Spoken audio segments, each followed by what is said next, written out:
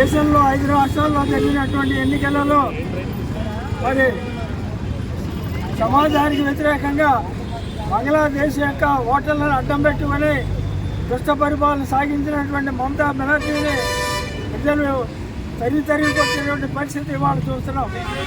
అదేవిధంగా సనాతన ధర్మాన్ని అంతర్కొస్తానని చెప్పి పలికినటువంటి స్టాలిన్ని మట్టి గర్భించి ఇంటికి పంపించినటువంటి పరిస్థితి కూడా ఇవాళ చూస్తున్నాం.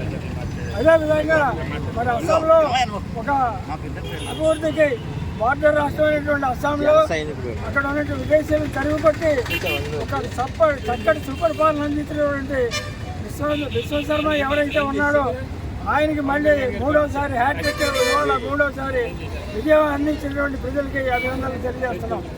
అదేవిధంగా మరి పుదుచ్చేరిలో భారతీయ జనతా పార్టీ ఏదైతే ఉందో ఎన్డీఏ మిత్రపక్షాలన్నీ కూడా అక్కడ విజయం సాధించాయి. కేరళలో మేము అడుగుపెట్టాము. అదేవిధంగా మద్రాసులో ఏఐడిఎంకేతో మేము 2వ స్థానంలో ఉన్నాం. దేశం అంతా కూడా మా యొక్క ధ్యేయం ఒకటే, దేశం అంతా కూడా డబుల్ ఇంజిన్ సర్కార్ రావాలి, దేశం అంతా కాషాయమయం కావాలనేది మా ఉద్దేశం. భారత్ మాతాకి